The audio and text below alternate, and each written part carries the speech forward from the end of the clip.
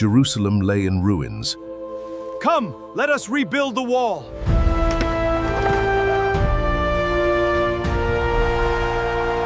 ஸ்தோத்திரம். நாம் ஜெபிக்கலாமா? நம் கண்களை மூடி ஸ்தோத்திரம். அன்பின் பரலோக பிதாவே, குமாரனாம் இயேசுவின் நாமத்தில் ஜெபிக்கிறோம். ஆசீர்வதிக்கப்பட்டதான மகிழ்ச்சியான இந்த மாலை நேரத்துக்காக ஸ்தோத்திரம். இந்த மாலை நேரத்திலும் தேவன் எங்களோடு பேசுவீராக. இந்த மாலை நேரத்தில் தேவனுடைய வார்த்தை எங்களுக்கு வெளிப்படட்டும்பா. ஆவியானவர் எங்கு உண்டோ அங்கே விடுதலை உண்டு. இந்த சத்தியத்தில் தேவன் எங்களோடு இருந்து எங்களுக்கு விடுதலை தருவீராக. ஆண்டவரே, வார்த்தை உம்முடையது, ஜனங்கள் உம்முடையவர்கள், அடியேன் உம்முடையவன். எங்களோடு எங்கள் தெய்வம் பேசட்டும். விட்டு கொடுக்கிறோம், கீழ்ப்படுத்துகிறோம். இயேசுவின் நாமத்தில் நல்ல பிதாவே, அல்லேலூயா, ஆமென். கர்த்தர் நல்லவர். மீண்டுமாய் வாசிக்கலாம். 1 சாமுவேல் 22 அதன் 3வது வசனம். தாவீது அவ்விடத்தை விட்டு மோவாபியரை சேர்ந்த மிஸ்போக்கு போய் மோவாபின் ராஜாவை பார்த்து, தேவன் என்னை எப்படி நடத்துவார் என்று நான் அறியும் மட்டும் என் தகப்பனும் என் தாயும் உங்களிடத்திலேயே தங்கி இருக்கும்படி தயவு செய்யும் என்று சொல்லி.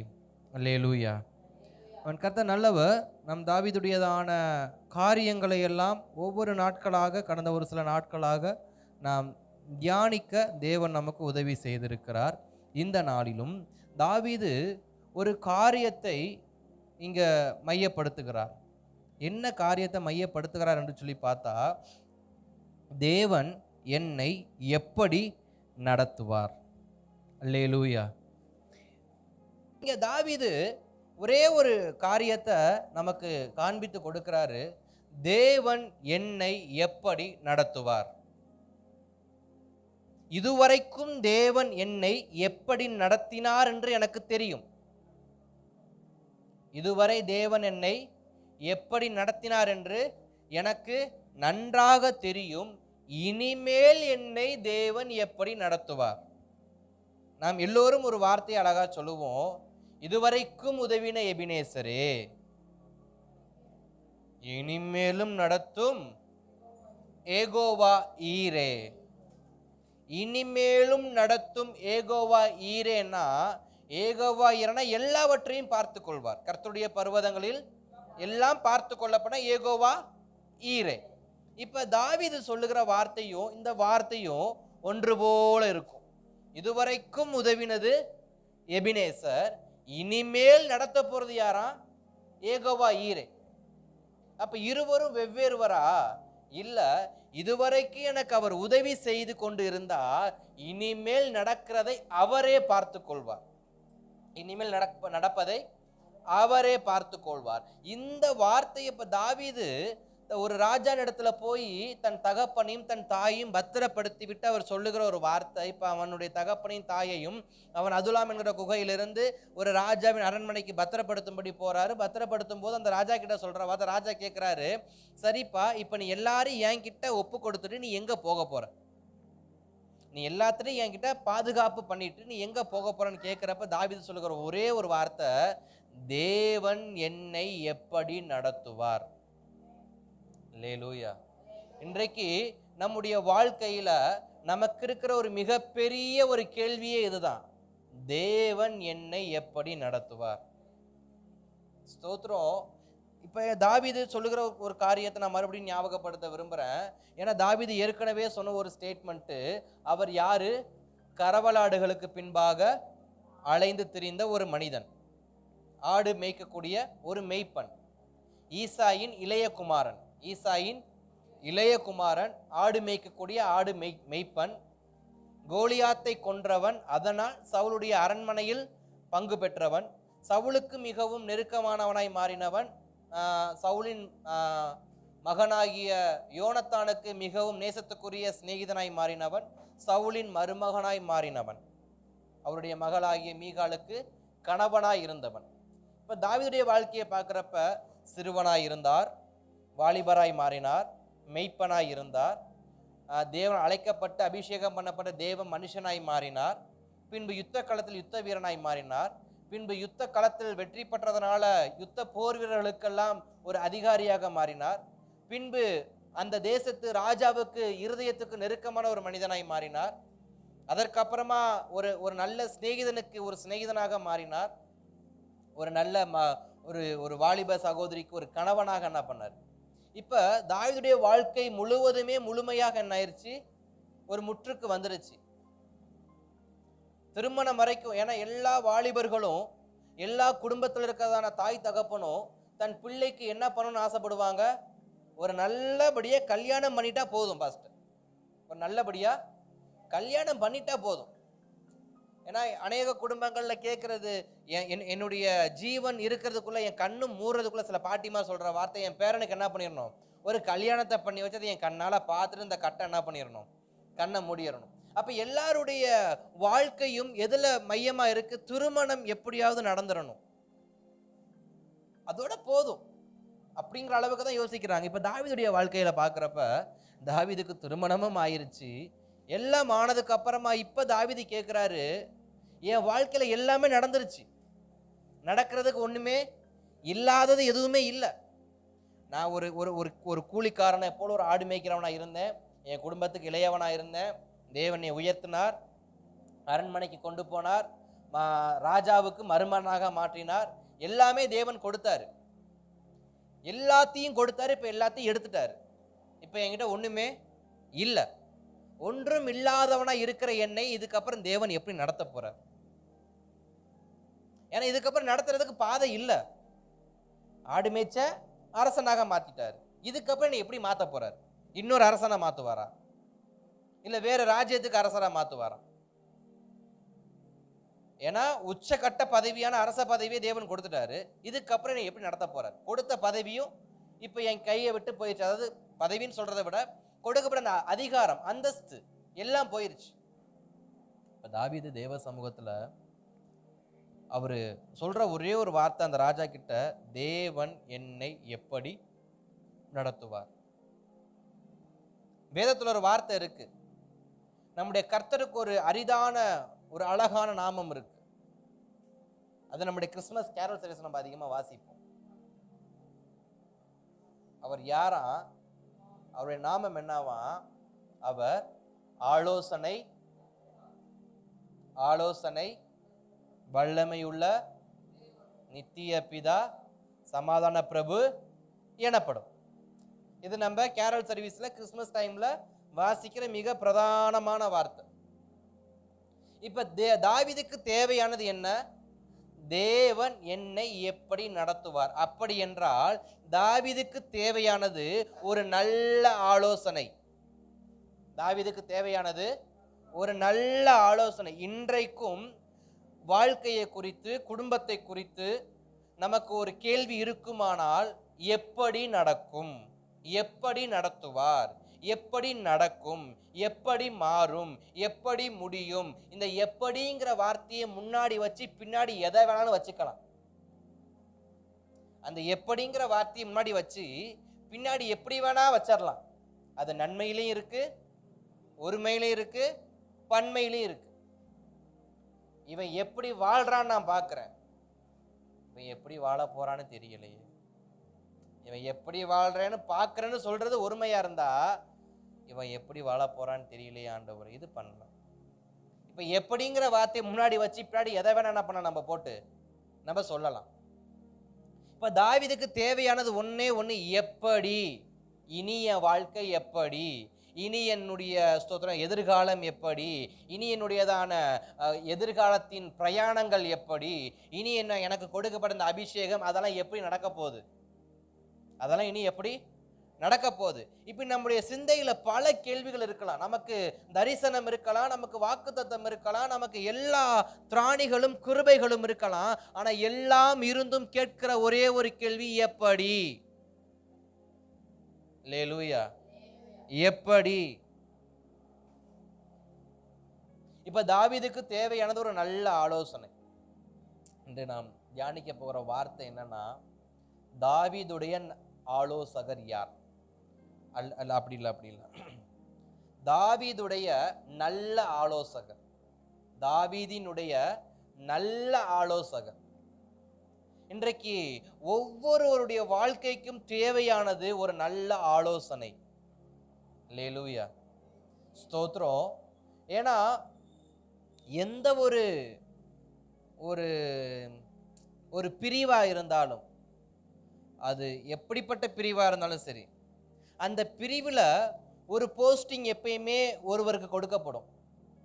அந்த போஸ்டிங் எல்லா டீம்லையும் கண்டிப்பாக இருக்கும். அது விளையாட்டுத்துறையாக இருந்தாலும் சரி, இல்லை விளையாடுற டீமாக இருந்தாலும் சரி, இல்லை பெரிய பெரிய கவர்மெண்ட் அது சார்ந்த காரியமாக இருந்தாலும் சரி, அல்லது கிறிஸ்தவ வட்டாரங்கள், போதக வட்டாரங்கள், சபை வட்டாரங்கள், இப்படி எந்த வட்டாரமாக இருந்தாலும் அந்த வட்டாரங்களில் எந்த பதவி இருக்கோ இல்லையோ ஒரு பதவி கட்டாயம் இருக்கும். அந்த பதவிக்கு பெயர் தான் கௌரவ ஆலோசகர் அல்லது ஆலோசகர்கள். அல்லேலூயா. ஒன்று கௌரவ ஆலோசகர்னு சொல்லி ஒருத்தர் இருப்பாங்க, இல்லைன்னா ஆலோசகர்கள்னு சொல்லி ஒரு 2-3 பேர் இருப்பாங்க. இந்த ஆலோசனை கூட்டம் என்றால் என்னன்னா, எல்லாவற்றையும் தீவிரமாய் அவங்க ஆலோசனை பண்ணுவாங்க. இன்றைக்கு நம்முடைய இந்திய தேசத்துல ஒரு நிதி அமைச்சர் இருக்கக்கூடிய நிர்மலா சீதாராமன் அம்மா, அவங்க வந்து ஒரு காரியத்தை, ஒரு பட்ஜெட்டை ஒதுக்கணும் அப்படின்னா அதுக்கு ஒரு ஆலோசனை குழு ஆலோசனை பண்ணி கொண்டு இருக்கிறார்கள்ன்ற வார்த்தையை அவங்க பயன்படுத்துவாங்க.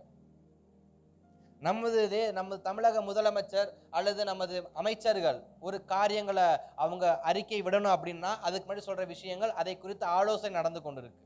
அப்படின்னா என்ன அர்த்தம்? அவங்க எப்படி இந்த காரியத்தை செய்யலாம், எப்படி இந்த காரியத்தை கொடுக்கலாம், எப்படி இந்த கருத்தை நடைமுறைப்படுத்தலாம் அப்படிங்கிற எல்லா கேள்விகளுக்கும் அவர்களுக்கு தேவையானது என்ன? ஒரு நல்ல ஆலோசனை. இன்றைக்கும் நம்முடைய வாழ்க்கைக்கு தேவையானது ஒன்று, அது நல்ல ஆலோசனை. ஏனென்றால் இன்றைக்கு சரியான ஆலோசனை இல்லாததுனால இன்றைக்கு அநேகருடைய வாழ்க்கை, அநேகருடையதான குடும்பங்கள், அநேகருடையதான வேலைகள், அநேகருடையதான வருமானங்கள், அநேகருடையதான ஆவிக்குரிய வாழ்க்கைகள் எல்லாமே இன்றைக்கு எப்படிப்பட்டதற்குனா உடைக்கப்பட்ட நிலைமையில இருக்கு. ஏன்? நல்ல ஆலோசனை இல்லாததுனால.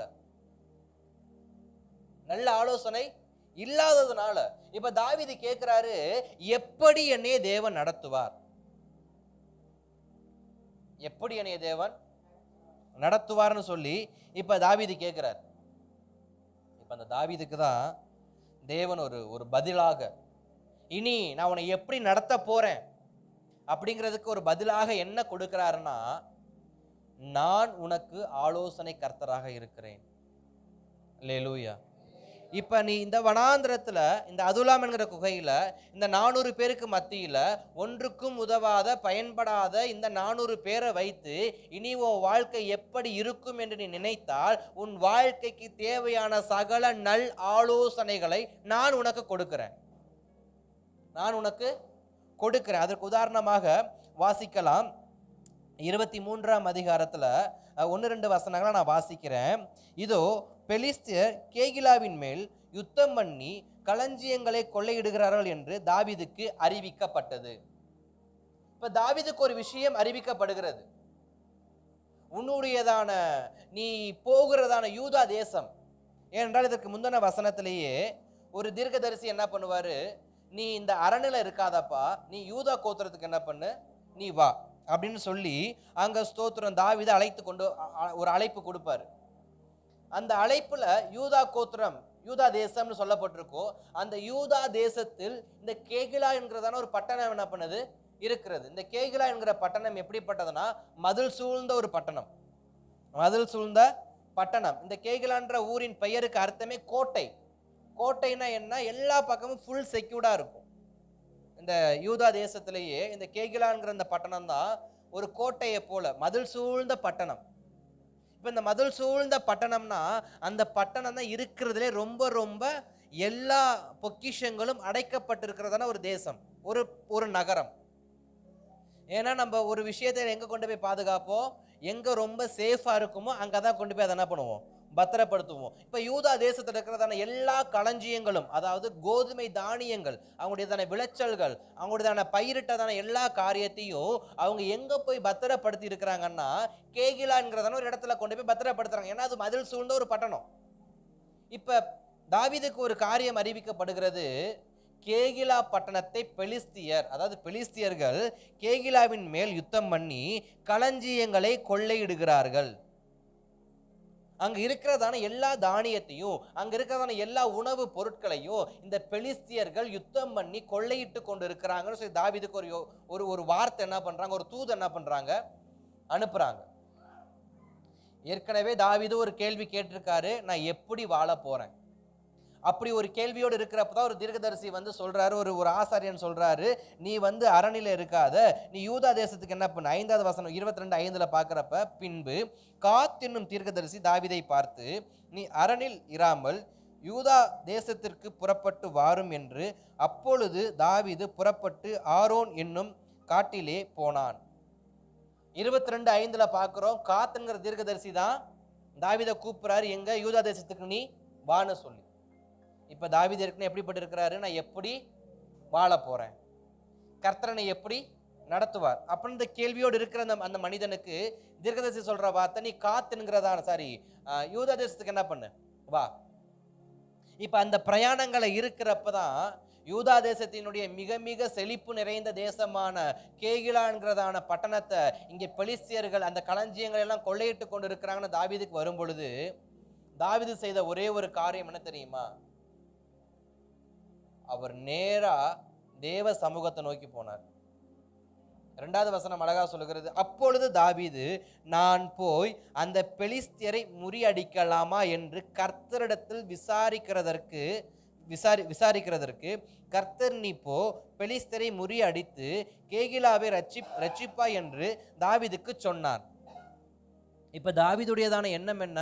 அந்த பட்டணத்தை காப்பாற்றணும். ஏன்னா இப்ப இந்த பட்டணத்துல தாவீது வாழ போறாரு. ஏற்கனவே அங்க இஸ்ரேலுங்க தேசத்துல இருந்து இப்ப யூதா தேசத்துக்கு என்ன பண்றாரு, வராரு.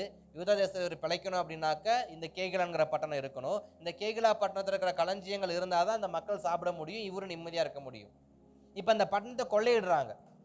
நம்முடையதான பலனை, இந்த கேகிலான்கிற பட்டணத்தில் இருக்கிறதான களஞ்சியங்களை எல்லாம் இவங்க கொள்ளையிடுகிறது போல ஒரு சம்பவம் ஏற்கனவே இஸ்ரேல் தேசத்தில் என்ன பண்ணிருக்கு, நடந்திருக்கு. ஆமாவா இல்லையா? ஆமா. இங்க பெலிஸ்தியர்னு சொன்னா, நீ நியாயாதிபதிகள் புஸ்தகத்துல மீதியானியர்னு ஒரு கூட்டம் ஒன்று வரும். மீதியானியர் என்கிற ஒரு கூட்டம் வரும். அந்த மீதியானியர் கூட்டம் எப்படிப்பட்ட கூட்டம் அப்படின்னா, அவர்களும் களஞ்சியங்களை, சேர்க்கப்பட்ட களஞ்சியங்களை எடுத்துக்கொண்டு போகிற ஒரு கூட்டம். அப்பொழுது இஸ்ரவேல் ஜனங்கள் தாங்கள் செய்வது இன்னதென்று அறியாமல் விழிப்பிதுங்கி தங்கள் களஞ்சியங்களால் எடுத்து கொடுத்துட்டு இருக்கிறாங்க. அதுபோல இங்க இஸ்ரவேல் யூத தேசத்துல கேகிலான்கிறதான பட்டணத்திலையும் பெலிஸ்தர்கள் யுத்தம் பண்ணும்போது இவங்க இஸ்ரவேல் ஜனங்கள் யுத்தம் பண்ணுவதற்கு முடியாம அதை தவித்து கொண்டு இருக்கும் பொழுது அங்கு தேவன் கிதியோன் என்ன பண்றாரு, எழுப்புறாரு. இங்க தாவீது எழும்புறாரு, ஆனா யுத்தம் பண்ணல. அவர் நேரா தேவ சமூகத்துக்கு போனார்.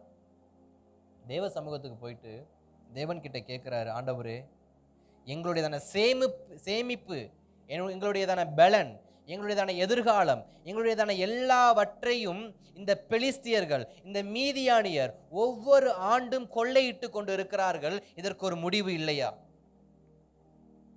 அல்லேலூயா.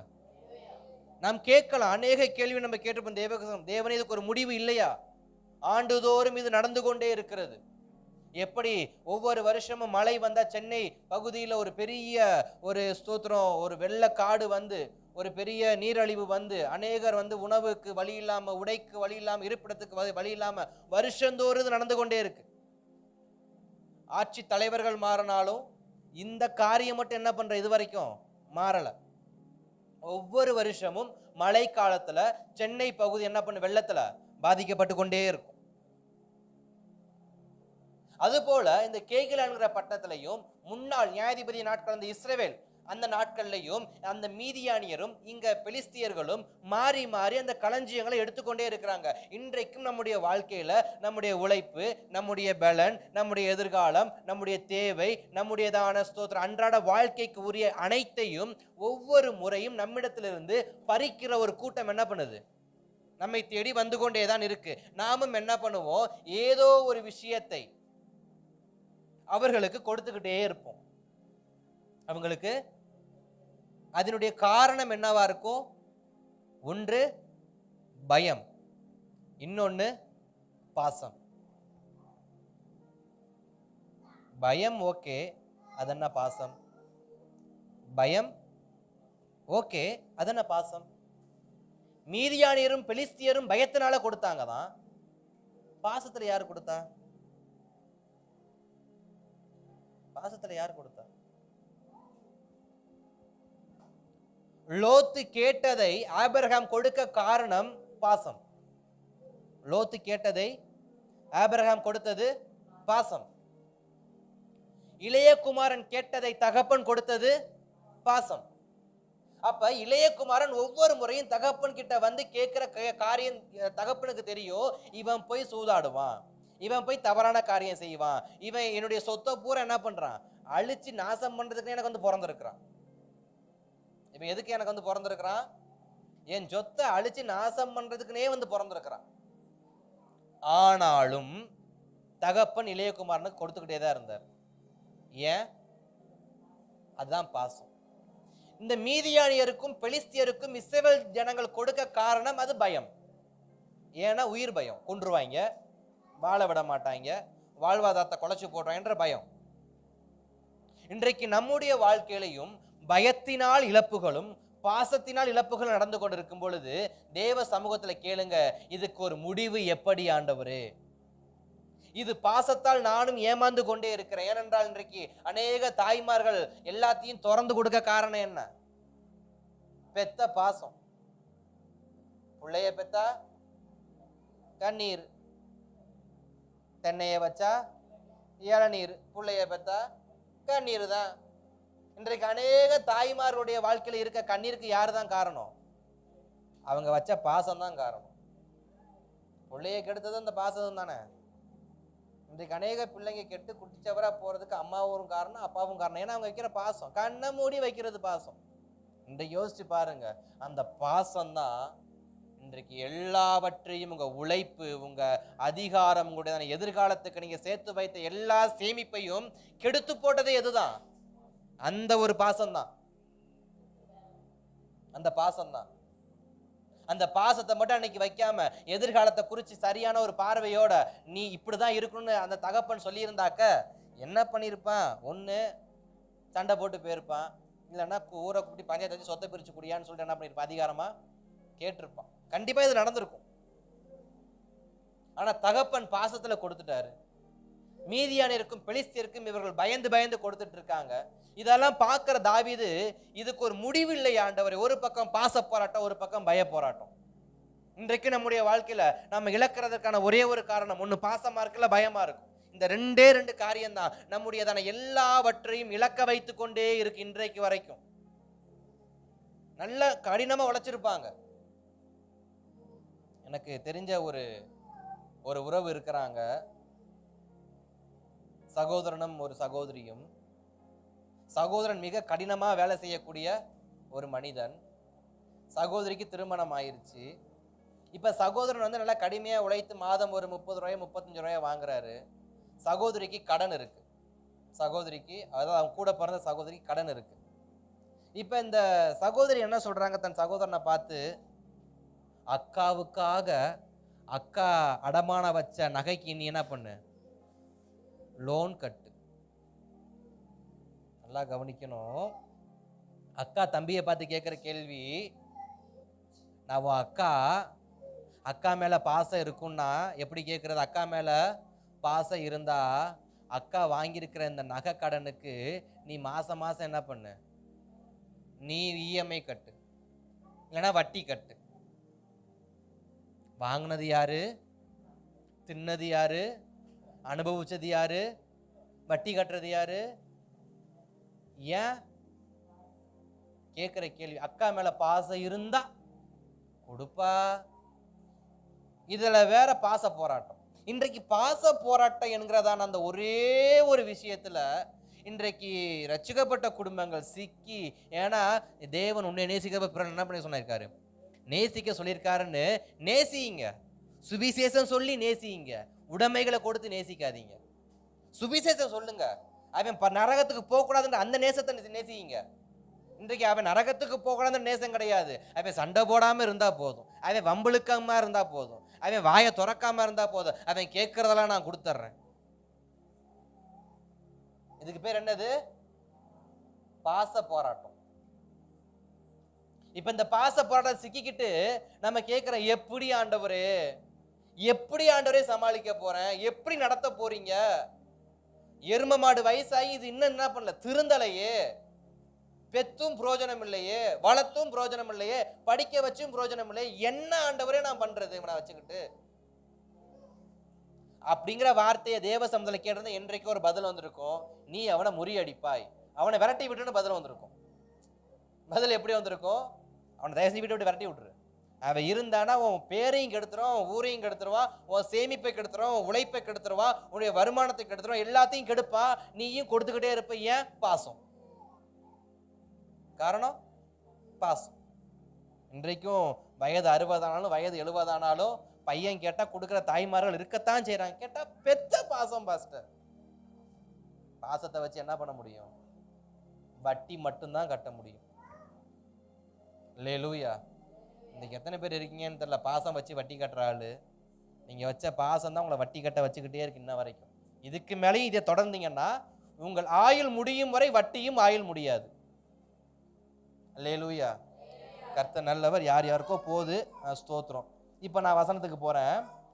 தாவீது சொல்றாரு, கர்த்தரிடத்துல விசாரிக்க போறாரு, ஆண்டவரே இதுக்கு ஒரு முடிவு இல்லையா, இதுக்கு ஒரு முடிவு இல்லையா? தேவன் சொல்றாரு, முடிவு இருக்கு, நீ இப்போ பெலிஸ்தரை முறியடி. இப்போ வார்த்தை வந்துருச்சு. நமக்கு ஒரு வார்த்தை வந்தா நம்ம என்ன பண்ணுவோம்? நமக்கு ஒரு வார்த்தை வந்தா ஒரு யுத்த களத்தை குறித்து, ஒரு போராட்டங்களை குறித்து, ஒரு அவமானத்தை குறித்து நாம் ஜெபிக்கும் போது கர்த்தர் ஒரு வார்த்தையை கொடுக்கிறாரு. அந்த வார்த்தையை பெற்றுக்கொண்ட நான் என்ன செய்வேன்?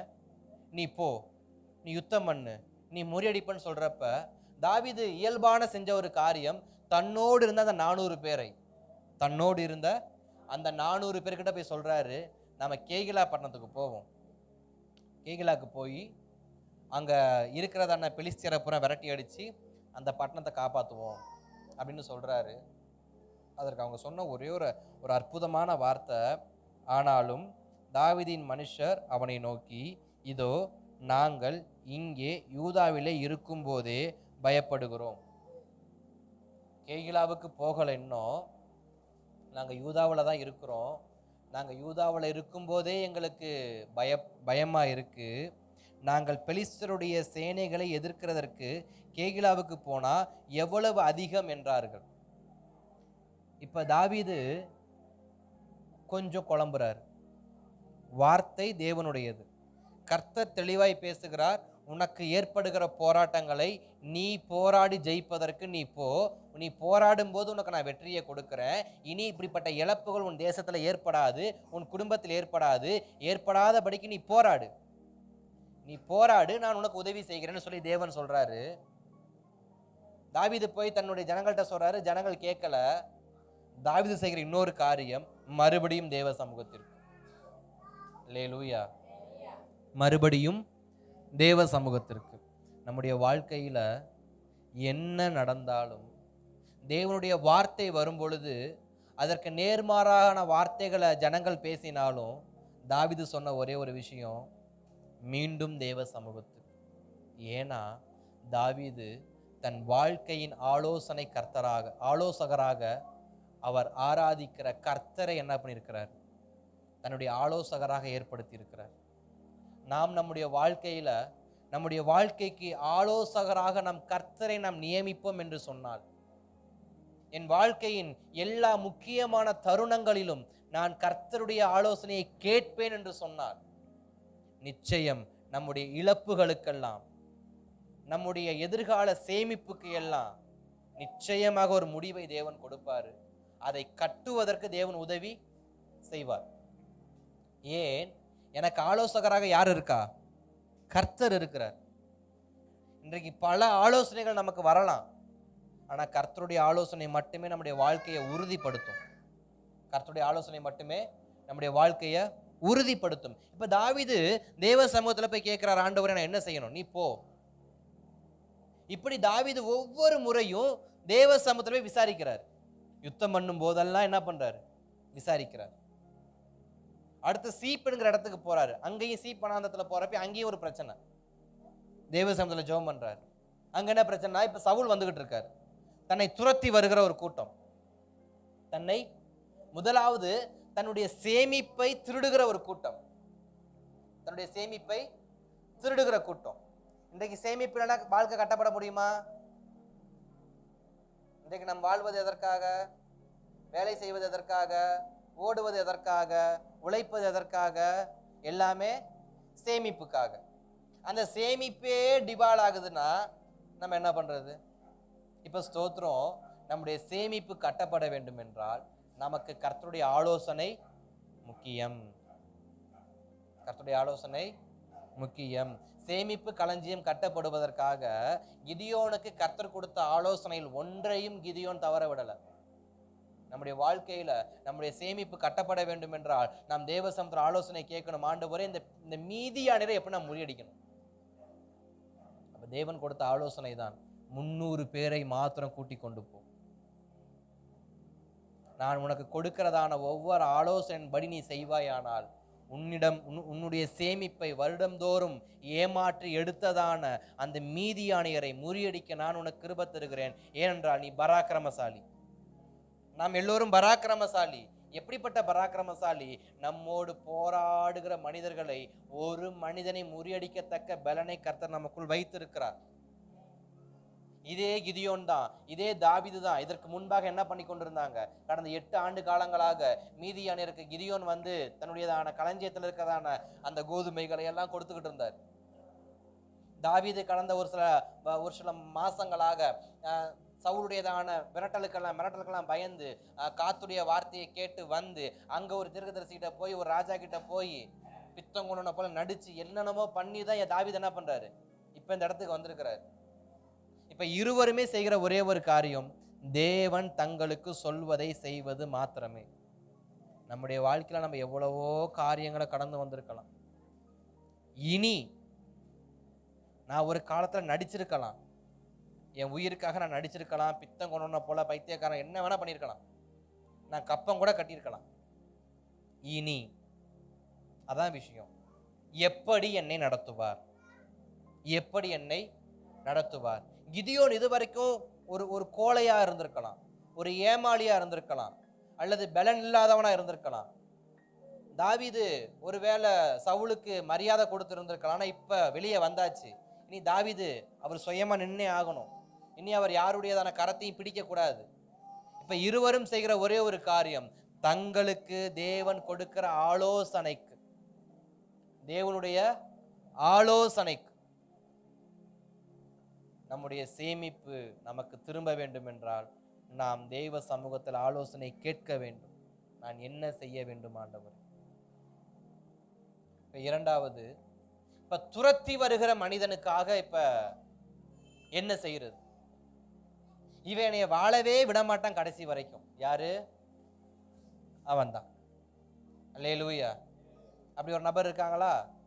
இவனை கடைசி வரைக்கும் என்ன பண்ண மாட்டான்? வாழவே விட மாட்டான். நிம்மதியா வாழவும் விட மாட்டான். நிம்மதியா, ஆமா, ஸ்தோத்திரம். இப்படிப்பட்ட நபர்கள் நம்முடைய வாழ்க்கையில இருக்கிறாங்க. இப்ப தாவீதுக்கு இப்படிப்பட்ட ஒரு நபர் தான் யாரு? சவுலு. இவன் அரண்மனையில வாழவும் விட மாட்டான், வனாந்திர போய் சாவவும் விட மாட்டான். அங்கேயும் துரத்துறான், இப்ப இங்கேயும் துரத்துறான். இப்ப தாவீதுக்கு ஓடி சலிச்சு போச்சு. தாவீதுக்கு ஓடி சலிச்சு போச்சு, ஒளிஞ்சு சலிச்சு போச்சு, நாடகம் ஆடி சலிச்சு போச்சு. இவனுக்காக எவங்கிட்டயோ நாடகம் ஆடி, எவங்கிட்டயோ பைத்தியமா நடிச்சு எல்லாமே பண்ணி பார்த்துட்டேன், இதுக்கப்புறம் நடிக்க முடியாது, என்ன ஆண்டவரே செய்யறது? சிலருக்கு எப்ப அந்த கேள்வி வரும், எல்லா வழியிலும் சுத்தி ஒண்ணுமே கிடைக்கலனுக்கு அப்புறமா தான் யாரை பத்தி யோசனை வருமா? சரி, தேவ சமூகத்தை தான் போய் பார்ப்போமே. தாவீது எல்லாத்தையும் செஞ்சிட்டார். ஆசரனை போய் பார்த்தாரு, ராஜா கிட்ட போய் அடைக்கலம் கேட்டாரு, கிடைக்கல. அப்பம் கேட்டாரு, எல்லாமே செஞ்சு எல்லா வழியிலும் சுத்தி வந்துட்டாரு. இப்ப கடைசியா அவர் வந்த இடம் தான் தேவ சமூகம். ஃபர்ஸ்ட் யோனத்தான்கிட்ட கெஞ்சினாரு, யோனத்தானை கொண்டு சவுலை மாற்ற முடியல. அடுத்து மீகாலை வச்சு பார்த்தாரு, மீகாலை கொண்டும் சவுலை மாற்ற முடியல. அடுத்து தீர்க்கதரிசிக்கிட்ட வந்தாரு, முடியல. கோலியாத்துடைய பட்டயத்தை எடுத்து அங்கேயும் முடியல. ஒரு மோவாபிய ராஜா கிட்ட போறாரு, அங்கேயும் முடியல. எங்கேயுமே தாவீதுக்கு அனுகூலமான வார்த்தை என்ன பண்ணல, கிடைக்கல. ஆனாலும் சவுல் துரத்துறத நிறுத்தல. இப்ப இப்போ அவர் கேட்குறாரு, இவனும் திருந்த மாட்டான், என்னையும் திருந்த விட மாட்டான். சரி ரைட்டு, தேவ சமூகத்துக்கு போயிடலாம். அபியதாம் என்கிற ஆசாரியன் தன் குடும்பத்தை சவுல் கொன்று விட்டார் என்று சொல்லி தாவீது கிட்ட ஓடி வரும் பொழுது அவன் ஒரு ஏபோத்தை கொண்டு வந்தான்னு சொல்லி அங்க வேதம் சொல்லும். அபியதாம் என்கிறதான ஒரு ஆசாரியன் தன் குடும்பத்தில் இருக்கிற எல்லோரையும் சவுல் ராஜா கொன்று விட்டான். ஆசாரிய குடும்பத்தில் இருக்கிற 85 பேரை கொண்டுட்டான். ஏன் தெரியுமா? அந்த ஆசாரிய கூட்டம் தாவீதுக்கு அப்பம் கொடுத்தாங்கன்னு சொல்லி, சாப்பிட்றதுக்கு அப்பம் கொடுத்தாங்கன்னு சொல்லி யாரை கொண்டிருக்கா? ராஜா தேவ ஆசாரியனை கொண்டிருக்கான். 85 பேர். ஆசாரியன், அவன் மனைவி, அவன் பிள்ளைகள், அவன் ஆடுகள், அவன் மாடுகள் எல்லாம் சேர்த்து 85 பேரை டோட்டலா காலி பண்ணியிருக்கிறான். அதுல ஒருத்தன் அபியதாப் என்கிற ஒருத்தன் தப்பிச்சு நேரா தாவீது இருக்கிற பக்கமா ஓடி போய் தாவீது சொல்றான், தாவீதே இதெல்லாம் நடந்துருச்சு, என்ன பண்றது? அப்ப வேதம் சொல்லுது, அவன் ஓடி வரும்போது ஏபோத்தை கொண்டு வந்தான். இப்ப தாவீது அந்த அந்த அந்த தீர்க்கதரிசியின் மகனை பாக்குறாரு. ஏ வாப்பா, உன்கிட்ட ஏபோத்து இருக்கா? இருக்கு, அதை போய் எடுத்துட்டு வா. ஏபோத்தை எடுத்துட்டு வா. எதுக்கு? தேவ சமூகத்துல விசாரிக்கிறதுக்கு. இந்த ஏபோத் என்பது எப்பயுமே ஆசாரியர்கள் போட்டு ஜெபிக்க மாட்டாங்க. இந்த ஏபோத்தை எப்ப அவங்க மாட்டுவாங்கன்னா, மிக நெருக்கடியான காலத்துல தான் அவங்க ஏபோட்டை மாத்தி ஜெபம் பண்ணுவாங்க. மிக நெருக்கடியான காலத்துல ஏபோத்தை அவங்க உடுத்தி ஜெபம் பண்ணுவாங்க.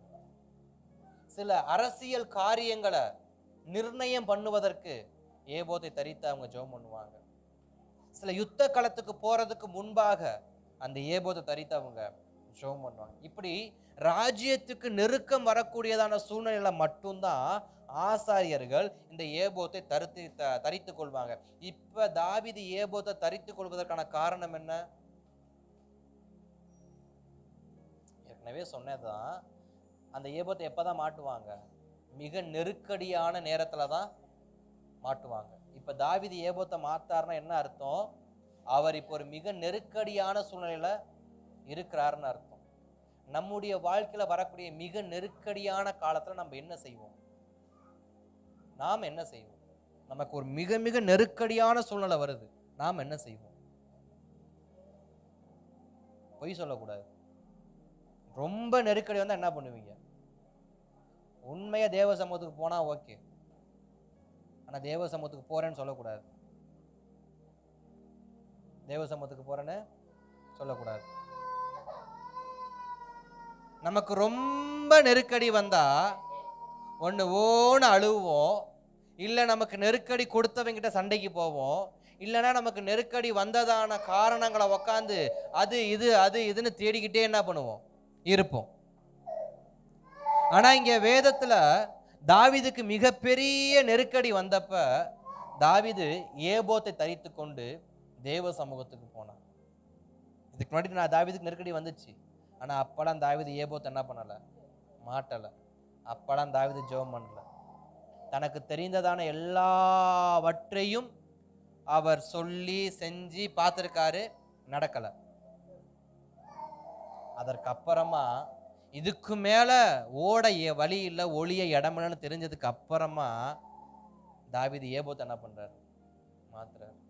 இன்னைக்கு நம்முடைய வாழ்க்கையில இதுதான், இதுக்கு அப்புறம் எனக்கு வேற எந்த யோசனையுமே இல்லை அப்படின்னு நம்முடைய வாழ்க்கையில் ஒரு முடிவு இருக்கும்னு சொன்னா, நான் எல்லா வழியிலும் யோசிச்சு பார்த்துட்டேன், எல்லாரையும் உதவி கேட்டு பார்த்துட்டேன், யாருமே எதுவுமே சொல்லலை, டோட்டல் லாக், என்ன பண்றது? உங்களுக்காக ஒரு ஏபோத் என்ன பண்ண பொழுது காத்திருக்கு. ஏபோத் என்பது நான் விசுவாசிப்பது என்னுடைய உபவாசத்தை. ஏபோத் என்பது ஒரு உபவாசத்தை. வேற வழியே இல்லையா? இவ்வித பிசாசுகள், இவ்வித வியாதிகள் உபவாசத்தினால் அன்றி வேறு ஒன்றிலும் ஒழியாது. சில நெருக்கடியான காலத்தில் நம்ம கட்டப்படணும் அப்படின்னா நம்முடைய வாழ்க்கைக்கு தேவையானது ஒன்றே ஒன்று தான், தேவ சமூகத்தில் உபவாசிப்பது மட்டுமே. தேவ சமூகத்தில் உபவாசிப்பது மட்டுமே. ரொம்ப நெருக்கடி, முடியாது முடியாது வாழ முடியாது அப்படின்னா செய்ய வேண்டியது ஒன்னே ஒன்று, ஏபோத் என்கிற அந்த உபவாசத்தை தரித்து கொண்டு தேவ சமூகத்தில் விசாரிக்க வேண்டும். ஆண்டவரே நான் என்ன செய்வது? ஆண்டவரே நான் என்ன செய்வது? நான் என்ன செய்வது? அப்போ தேவன் கொடுத்த ஒரு வார்த்தை, நீ இங்கேருந்து புறப்பட்டு போ, நீ இங்கேருந்து புறப்பட்டு போ. தேவன் கொடுக்குற வார்த்தையில் எல்லாத்துலேயுமே போ போ போ அப்படிங்கிற வார்த்தை இருந்துக்கிட்டே இருக்கும். ஏன் தெரியுமா? நீ இந்த இடத்துலயே நிற்காத, நீ கடந்து போ. நீ இங்கேயே குட்டையை போல என்ன பண்ணாத, தேங்கி நிற்காத. நீ ஒரு ஆறு, நீ அநேகருக்கு பயனடைய வேண்டிய ஒரு ஆறு. நீ ஓடிக்கிட்டே இருக்கணும். நீ நின்னா நீ தேக்கம் அடைஞ்சிருவ, நீ நின்னா நீ கலங்கிருவ, நீ நின்னா நீ அழுக்காயிருவ, நீ நின்னா நீ மாசு அடைஞ்சிருவ, நீ நின்னா உனக்குள்ள ஜீவன் என்ன பண்ணாது, உருவாகாது. நீ நின்னா உனக்குள்ள என்ன ஆகாது, ஜீவன் உண்டாகாது. அந்த ஜீவனை யாரும் விரும்ப மாட்டாங்க, அந்த ஜீவனை யாரும் விரும்ப மாட்டாங்க. எங்க ஊர்ல ஒரு குளம் இருக்கு, எங்க திருச்சியில எங்க வீட்டுக்கு பக்கத்துல ஒரு குளம் இருக்கு. அந்த குளத்தோட பேர் சொல்லக்கூடாது.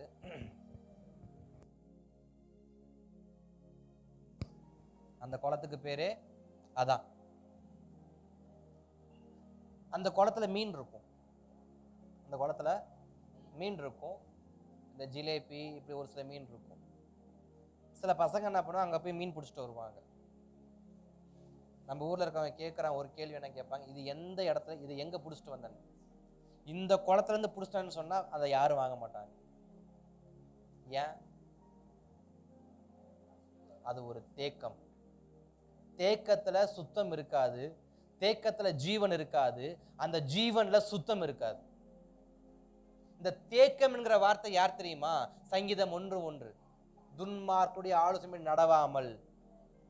துன்மார்க்குடைய ஆலோசனைப்படி யாரு நிப்பா, யாரு தேக்கம் அடைவான்னா, துன்மார்க்குடைய ஆலோசனையை கேட்கிறவங்க ஓடலாம் மாட்டாங்க, சதி பண்ணதான் பார்ப்பாங்க. சதி பண்றவன் நின்றுகிட்டே இருப்பான். அந்த இடத்த விட்டு வலது பக்கமும் போக மாட்டான், இடது பக்கமும் போக மாட்டான், அங்கேயே சதி பண்ணுவான். இப்ப சவுல் யாரு? சதி பண்ணக்கூடிய ஒரு குட்டை, ஒரு சின்ன குளம். இந்த குளத்துல ஜீவன் உண்டான அந்த ஜீவன் என்ன ஆகாது, நன்மைக்கு ஏதுவானதா இருக்காது. ஆனா தாவீது தேங்கி நிற்கக்கூடியதான குட்டை கிடையாது, அவன் ஓடிக்கொண்டே இருக்க வேண்டிய ஒரு ஆறு. அவன் ஓடுகிற தேசமெல்லாம் ஜீவன் உண்டாகும். அவன் ஓடுகிற தேசமெல்லாம் அங்க பெரிய ஜீவ ஜந்துக்கள் என்னாகும், உயிர் வாழும். நம்முடைய வாழ்க்கையில நாம் கர்த்தருடைய ஆலோசனையை கேட்போம் என்று சொன்னால் நாம் ஓடுகிற நீரூற்றாய் இருப்போம். அந்த ஓடுகிற நீரூற்று போகிற இடமெல்லாம் ஜீவனை உண்டாக்கி கொண்டே இருக்கும். நாம் தேவனுடைய ஆலோசனையை கேட்காம மனித ஆலோசனையை கேட்டா அது நம்மை நிறுத்திவிடும். குட்டையை போல என்ன பண்ணும், நிறுத்திடும். தேக்கமடைந்த ஒரு தண்ணீர் எதற்கும் பயன்படாது. தேக்கமடைந்த அந்த தண்ணீர் எந்த ஒரு விஷயத்திற்கும் பிரயோஜனமும் படாது. இப்ப சவுலுடைய ராஜ்யம் பிரயோஜனப்படல, சவுலுடையதான ஆளுகையும் பிரயோஜனப்படல, சவுலுடையதான விரட்டுதலும் பிரயோஜனப்படல. ஆனா ஓடுகிற தாவீது எப்படிப்பட்டவனா இருக்கிறான்? தேவ சமூகத்துல விசாரிச்சுக்கிட்டே ஓடுறான். அவன் ஓடிக்கிட்டு தான் இருக்கான், ஆனா விசாரிச்சுக்கிட்டே போறான். ஆண்டவர் என்ன செய்யணும் அடுத்து, என்ன ஆண்டவரை செய்யணும் அடுத்து. அவன் விரட்டிக்கிட்டே இருக்கான், நீ ஓடிக்கிட்டே மட்டும் இரு. அவன் அவன் அவன் அவன் ஜீவன் இருக்க வரைக்கும் ஓடிக்கிட்டே தான் இருப்பான், அவன் செத்துருவான். ஆனா உனக்கு ஓட்டம் நிக்க போறது இல்ல. நீ ஓடுகிற ஓட்டம் பிரயோஜனம் உள்ளது. நீ ஓடுகிற ஓட்டம், உன்னை துரத்தி வருகிறவனும் ஓடிக்கொண்டுதான் இருக்கிறான், அவன் ஓடுகிற ஓட்டமோ பிரயோஜனமற்றது, நீ ஓடுகிற ஓட்டமோ பிரயோஜனம் உள்ளது. நம்மை விரட்டி வருகிறவர்களுக்கு முன்பாக நான் ஓடிக்கொண்டிருக்கிறேன். என் ஓட்டம் பிரயோஜனம் உள்ள ஓட்டமா இருக்கணும்னு சொன்னா நான் தேவ சமூகத்தில் விசாரிக்கிறவனா இருக்க வேண்டும். எனக்கு கர்த்தரை ஆலோசகராக நான் வைத்திருக்க வேண்டும். கர்த்தருடைய வசனத்தை நான் ஆலோசனையாக வைத்திருக்க வேண்டும். வைத்திருந்தாதான் ஓடிக்கொண்டே இருக்கும் பொழுது ஜீவனை தேவன் கொடுத்து கொண்டே இருப்பார். சங்கீதம் 1:1 அதானே சொல்லப்பட்டிருக்கு. துன்மார்க்குடைய ஆலோசனை கேட்காது.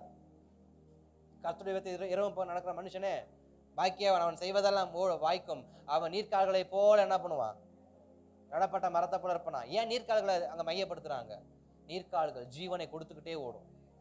நீர்க்கால்கள் ஜீவனை கொடுத்துக்கிட்டே ஓடும். அது ஓடுகிற இடத்துல எல்லாம் விளைகிற மரங்கள் எல்லாம் ஜீவனோடு இருக்கும். அதனாலதான் கர்த்தருடைய ஆலோசனை, கர்த்தருடைய வேதத்தின்படி இரவும் பகலும்னா, கர்த்தருடைய வசனமாகிய இந்த வார்த்தையை யார் தன் வாழ்க்கையின் ஆலோசனையாக ஏற்றுக்கொள்கிறார்களோ, இரவும் பகலும் அதில் தியானமாக இருக்கிறாங்களோ, அவர்கள் நீரோடைய போல இருப்பார்கள். அல்லேலூயா, ஸ்தோத்திரம். இப்ப அதே இப்போ தாவீது ஆலோசனை கேட்டாருன்னு நம்ம பார்த்தோம். தாவீது ஆலோசனை கேட்குறப்பலாம் கர்த்தர் கிளம்பு, ஓகே போ, ஓகே போ, ஓகே போன்னு சொல்றாரு. ஆனால் சவுலும் ஆலோசனை கேட்டார். 24ஆம் அதிகாரம் 5வது வசனத்துல தாவீது சவுலின் மன்னிக்கணும் 28:6 சவுல் கர்த்தரிடத்தில் விசாரிக்கும் போது கர்த்தர் அவனுக்கு சொப்பனங்களிலாவது ஊரிமிலாவது தீர்க்கதரிசியிலாவது மறு உத்தரவு அருளவில்லை. இப்ப ஓடுகிற 2 பேர் என்ன பண்றாங்க? ஆலோசனை கேட்கிறாங்க. ஓடுகிற 2 பேருமே தாவீதும் ஓடுறான், சவுலும் ஓடுறான். இவன் ஜீவனுக்காக ஓடுறான், இவன் ஜீவன் எடுக்கும்படி ஓடுறான். 2 பேருடைய நோக்கத்தை புரிஞ்சுக்கணும். ஒருத்தன் ஜீவன் எடுக்கும்படி ஓடுறான், ஒருத்தன் ஜீவனுக்காக ஓடுறான். ஜீவனுக்காக ஓடுறவன் பிழைப்பானா, ஜீவன் எடுக்கும்படி ஓடுறவன் பிழைப்பானா?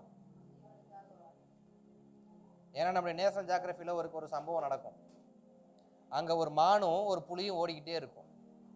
இருக்கிறதுலேயே பெஸ்ட்டு ஸ்பீட் ரன்னர் யாரா சீட்டான்னு சொல்லுவாங்க, சிறுத்தையை தான் சொல்லுவாங்க. ஆனால் சிறுத்தைக்கு முன்னாடி என்ன ஓடிட்டு இருக்கும்? மான் ஓடிக்கிட்டு இருக்கும். ஏன்? அது ஜீவனை காப்பாற்ற ஓடுது, ஜீவனை எடுக்கும்படி ஓடுது. இப்போ சவுல் சீட்டாவா இருந்தா தாவீது எப்படிப்பட்டவரா இருக்காரு? மானை போல இருக்காரு.